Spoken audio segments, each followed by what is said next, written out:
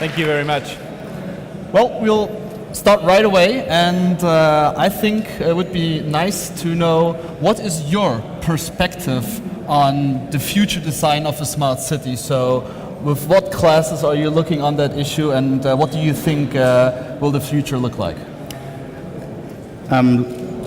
As we are with eluminocity providing smart city infrastructure topics in a very sexy environment and field, namely streetlights, with that we provide solutions in technical manners. I still doubt that we should talk about smart cities in a way, because I think that implies that everything is kind of intelligent and so. But what we really need to talk about is about modern cities and modernizations in the context of city environments, that we rather talk about service-related stuff, because what we really need to do is help cities and municipal environments to solve problems of today and the future of their or its inhabitants, and that's the key what we need to do, and not providing too much technology as it is. Yeah. Okay, so my view is that right now the digital cities, the smart cities, are born out of necessity by fighting or detecting prevalent problems. So for instance, we from Green City Solutions, we are tackling the problem of air pollution, and that with the step of laying a groundwork, setting up a framework in the future, digital cities will be more on the preventive side, on the analysis side, fighting problems and preventing them before they even exist.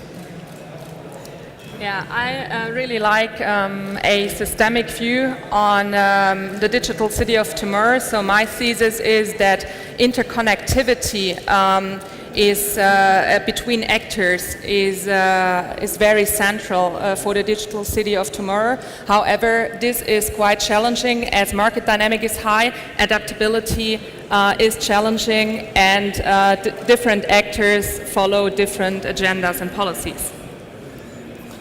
But now, if we think about the future design of a city, and you're working on a smart solution for parking infrastructure, and you're working on a smart solution how maybe we can reduce our emissions. And on the other side, we hear about mobility as a service, not owning a car in the future, and also having electric vehicles which produce zero emissions. So how is that even relevant, or what does the parking infrastructure look like in the future? I mean, it always depends on the time frame you see for the future. So, for instance, if you take the shorter term perspective, it's first all about transparency when it comes to parking information. If you go into the direction of autonomous driving, of course, like the parking infrastructure will change, because you don't, like the car park of tomorrow will probably look different. Like, it'll be narrower, you need less space, which is of course an advantage for the digital city of tomorrow. And for instance, if you take the Uber perspective, they basically say that people will not own a car in the future, and that cars circle around. So it always depends on the time frame you use when you talk about that topic. May I quickly respond to that with the way that saying, and you raised the important issue, if we're talking about smart cities, we often talk about the long-term future, but what we really need to do, and I think all of us do, and a lot of others too as well, but what we should do is really provide solutions now. Start doing something, because everything else will evolve by the time anyhow, and starting with parking applications or starting with sensors in the city is some starting point that we need to take. But we always need to consider that all the smallest start needs to be an understandable end-to-end solution. Otherwise, we just provide technology because we are nerds trying to bring in stuff that simply is not convincing to our real customers, and these are not the cities but the inhabitants of the cities at the end. So it's about addressing problems which are there right now with solutions which are fast to market, which you can establish tomorrow, basically. That's the approach that I guess you should take, yes. Liang, what do you think? Yeah, I totally agree with that. I think that if it's something feasible or something maybe even tangible, so people can look at it, touch it, feel it, see the result, and feel maybe that this solution really benefits them, the public acceptance which would be much higher, and this would be the right step in accelerating the process. But going back to that, what you said is, I mean, the technology is ready for smart streetlights. Why don't we see smart streetlights in every city throughout Germany? I mean, this would be something we could basically have tomorrow. It's not that we need to discuss the ethics about autonomous driving. It's about, like, why is it not there? Yeah, that's a hard question to answer. There are, of course, regularities that need public tender processes and stuff like that, that may the system itself, in terms of how to purchase intelligent products in cities, is not something that you do simply online and for tomorrow. And the second topic is, even if you achieve to convince somebody that what you're doing is great, there are a lot of other players out there. They say they could do even better stuff. And what that at the end means is that municipal deciders are simply confused. And currently, and this is our experience, just wait for something that may come or may not come because of the industry is not aligned to a common perspective. And let me give you an example, as you were raising the streetlights. There are so many things that you could solve with putting sensors in streetlights or refurbishing streetlights, maybe charging for electric mobility, maybe things like parking lot detection, based on very simple technology that we have in our smartphones all with us already today.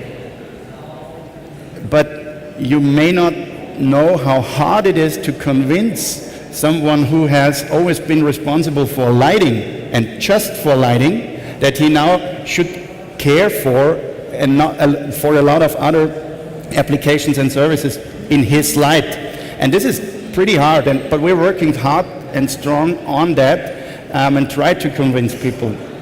But Karoline, for example, do you think that maybe also the problem is to get that point again, that a city, why should a city invest in a smart parking infrastructure, or why should the city invest in like streetlights, which are intelligent and have the capability of recharging mobiles, if maybe in 10 years we will have the problem that cars don't even, or the advantage whatsoever you would call it, that cars don't need to be recharged like this, but maybe they just take out like the whole block and replace it within seconds on a station. So do you think it's because for a lot of players it's unclear in what direction the future involves, and then they rather wait and to not invest in the wrong technology? Yeah, I mean, this is also the last part which I kind of addressed within my thesis, that actors within that ecosystem basically often have different agendas and policies. So it's still people business and people take the decisions. So, well, if agendas among actors do not match, you will not have like this full perspective. And I'm fully with you, like it's also a decision about investment and like the utility you get out of it. So I think when it comes to the digital city of tomorrow, like certain players within the market are still insecure where the journey goes, basically. So there's a lot of convincing that we all need to do. Yeah, I mean, this was also our case. Sebastian just mentioned it before. Like when we started with our business, I mean, we create transparency when it comes to parking information. So when we started in 2013, car park operators often didn't want that transparency in the market because they said like, okay, you create transparency when it comes to prices, etc.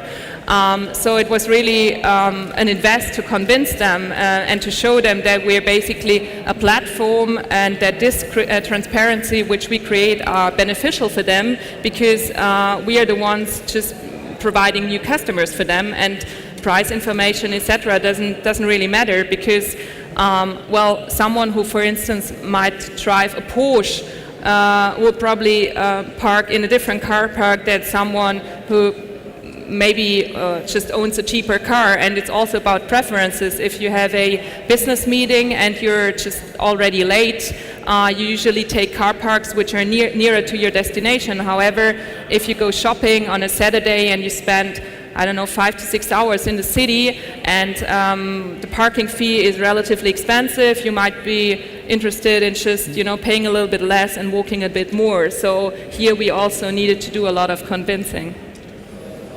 Well, we talked a lot of mobility.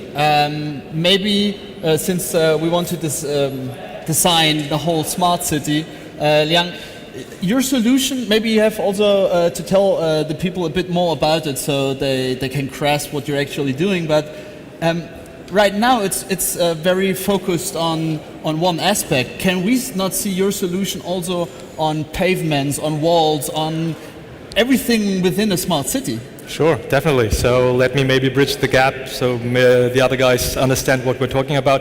Our solution, we are using a combination of biotechnology and IoT. So we use plants, conventional plants or special plants in this sense, to filter air pollution. And this is what I was talking about when I was referring to my thesis, that it's in the human nature to only react once we've discovered the problem and not beforehand. And this is also maybe the reason why, especially in Europe, cities tend to be very slow, very risk-averse when they want to solve a problem.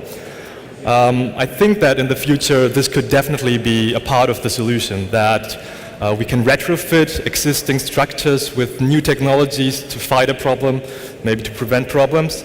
And plants might be a good way. For instance, if you look at Asian cities like Singapore, but in Europe as well, there are already many cities who have legislations which, for instance, force new buildings in commercial zones to have either solar panels or roof greening, so green plants, trees on the rooftop whenever they build a new building.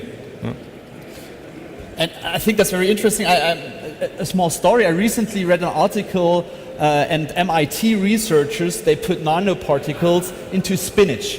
And so you would say, well, why? The spinach has a specific function, and with the nanoparticles they could communicate with the spinach, and it helped them detect explosives. So I thought, wow, plants, like Back to the Future, we go back to plants, which is like a very basic thing, and we stuff them with high-end technology, and suddenly there's a new use case. So are plants the saving factor?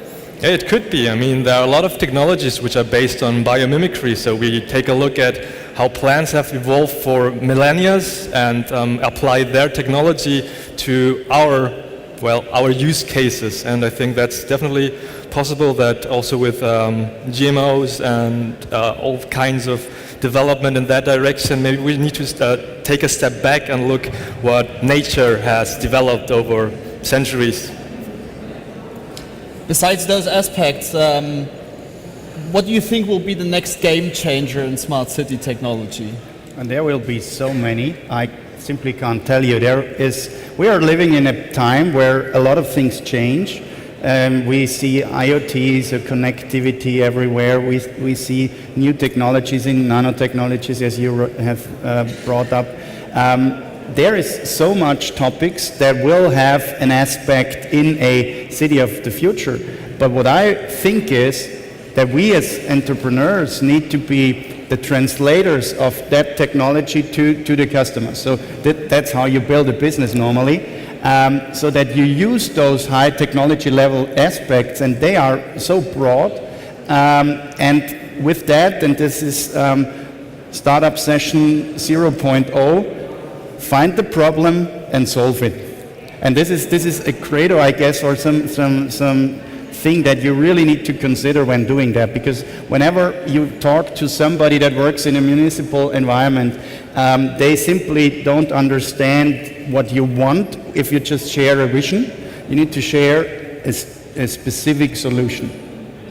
But don't we, on top of that, I mean, if I see you standing right here, it's like 3 islands. Everybody has like one perspective and one great product to maybe change something. But don't we need to think smart city much more as a platform, so that we get you guys together and a lot more, and open up the APIs and put everything together so that at the end we have like something where the street lights connected with the parking infrastructure, maybe on the parking ground there is recharging facilities and everything covered in this great emission eating plant. So Yes. shouldn't we think much more about platforms? Yeah, but coming back to my thesis, this is basically exactly what I said, that interconnectivity among the actors is central, but again, like one aspect which is challenging is that actors or players, just ecosystems within the ecosystem have different policies, different agendas, different rules how they work. So, just when I think about the parking as such, we usually split between on-street and off-street parking, and also this is like different fields and they have different policies, different rules. So there is first a big challenge within parking to just bring that together. And in the next step, of course, like if you think about electric cars, so parking somehow has to be connected to electric, like the topic around electric charging stations, etc. So I'm fully with you. There is a lot to do, but I think just systems within the big systems are currently also struggling and trying to get this interconnectivity. And coming back to your question about the game changer, I'm fully with Sebastian. So there will be within the different fields, I guess, there will be quite a lot of numerous game changers. So, well, thank you. Before I come back to you, I would like to open up the Q&A a bit. Is there any question coming from you concerning one of those three speakers we have up here?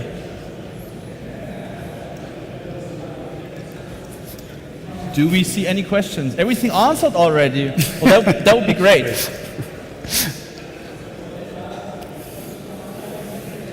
Well, okay. Then I'm afraid we have to talk some more. No problem. Well, maybe since also we are running a bit short on time, if I was a fairy and I would grant you one wish concerning smart city and your solutions, what would be like the next thing would help you go one step ahead? You're looking at me. So yeah, I will go around with that. I should start with that. That is a hard one. In a very first step, I would tell you a lot of things that are just related to our daily problems that we have today, but this wouldn't be worth of that wish. So what I would think is that all stakeholders in that area sooner or later align to a common understanding. It doesn't mean a common standard of what a city should look like in the future, but of a common understanding how we approach that way. So if we should go one step after the other, build systems that are solving single issues as we do today, but these systems need to be combinable later on, I guess. That's very important. And my wish would be, as I said, we as small companies together with big companies, also with our customers at the end, get that common ground that working together is more or efficient than working against each other. Jan? Well, my wish would be, we are at Bitkom and we all talk about data. So I think it would be very nice to have all the data available. I know that there might be privacy issues, but I think it would be very interesting to have a lot of sensors installed in the city and then get the correlation, like maybe there's a solution to a problem which we don't know and you just have to change one little bit, and I think that relies on the data. So, data. Yes. My wish is, I think, a bit more very visionary. We as Parkpocket, we are basically an intermediary between different data suppliers, including like cities, municipalities, car park operators, and our customers are car companies, automotive suppliers, etc. So my wish will actually be that both the supplier side as well as the customer side are a bit more well, are a bit less risk averse, a bit more entrepreneurial. So this would probably help a lot to accelerate the topic in general. Well, thank you very much. Unfortunately, I'm not that fairy, but I wish you all the best that comes true, and that we also work together on that issues and foster smart city solutions to show that also in Germany we can do it, and we're not just talking about it, but we build it. Thank you very much for your time and your patience. Thank you very much, and Thank you. have a great conference. Thank you.